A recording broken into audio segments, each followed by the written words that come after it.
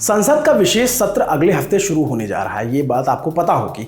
इससे पहले इसे लेकर कई विवाद खड़े हो चुके हैं, कई तरह की आशंकाएं और सवाल उठाए जा चुके हैं, जिसमें देश का नाम बदलने को लेकर हो या फिर इस विशेष सत्र की जरूरत क्या है और या फिर एक देश एक चुनाव को लेकर। खैर, इससे इतर विशेष सत्र में कई विधेयक पर चर्चा होगी, इसकी सूचना आ चुकी है। इसमें एक मुख्य चुनाव आयुक्त और अन्य चुनाव आयुक्त विधेयक 2023 भी शामिल है।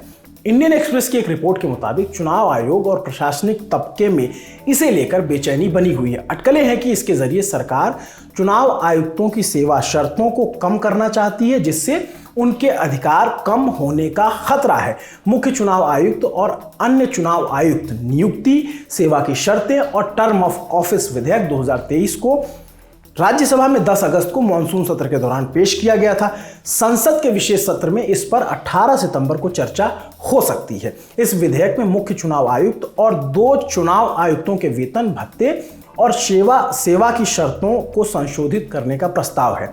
इसके जरिए उनका पद कैबिनेट सचिव के बराबर हो जाएगा। तत्कालीन समय में उनका पद सुप्रीम कोर्ट के जज के बराबर है।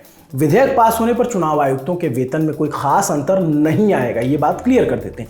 लेकिन सुप्रीम कोर्ट के जज और कैबिनेट सचिवों का मूलभूत वेतन जो होता है वो लगभग बराबर ही है। हालांकि सुप्रीम कोर्ट के जजों को रिटायरमेंट के बाद भी सरकारी लाभ मिलते हैं।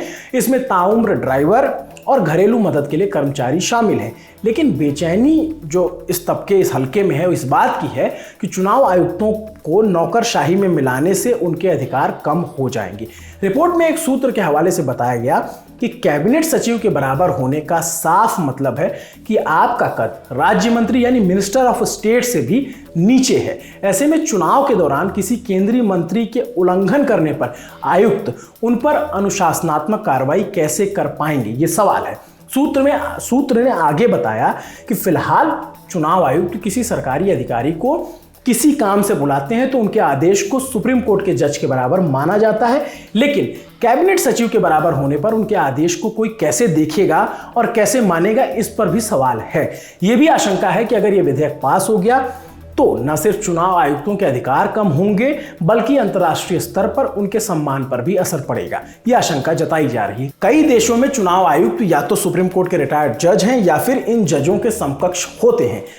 पूर्व मुख्य चुनाव आयुक्त SY कुरैशी कहते हैं कि आधे से ज्यादा देशों में चुनाव आयुक्त जज होते हैं। हम चुनाव में विश्व गुरु हैं। चुनाव कराने में पिछले 10 सालों में 108 देशों ने अपने चुनाव आयुक्तों को हमारे यहां भेजा है ताकि वो हमसे सीख ले सकें। हम इस तरह उनके कद और पद की गरिमा को कम करके क्या हासिल कर रहे हैं। उन्होंने आगे ये भी सवाल उठाया कि आयुक्त और जजों के समकक्ष होने की बात संविधान में निहित है। ये उनका दावा है।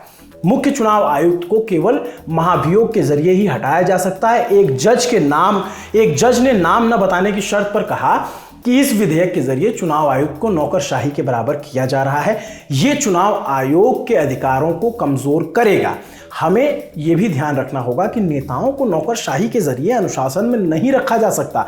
मुख्य चुनाव आयुक्त और अन्य चुनाव आयुक्त नियुक्ति, सेवा की शर्तें और टर्म ऑफ ऑफिस विधेयक 2023 3 चुनाव आयुक्तों के चयन के लिए बनाई जाने वाली समिति के गठन से संबंधित है। इस समिति में प्रधानमंत्री, विपक्ष के नेता और एक केंद्रीय मंत्री शामिल होंगे। समिति में भारत के चीफ जस्टिस को शामिल नहीं किया जाएगा, जबकि मार्च 2023 में सुप्रीम कोर्ट ने अपने फैसले में इस समिति में प्रधानमंत्री, चीफ जस्टिस और विपक्ष के नेता को शामिल करने का सुझाव दिया था। लेकिन अब सरकार इसमें बदलाव करना चाहती है। लेकिन अब तक ये सब बातें कयास में हैं, आशंका के तौर पर जताई जा रही हैं। आपके लिए यह खबर लिखी थी हमारे साथी प्रज्ञा ने। मेरा नाम है अभिनव पांडे। मेरे साथ कैमरे के पीछे मेरे साथी जतिन है। देखते रहिए दी ललन टॉप। शुक्रिया।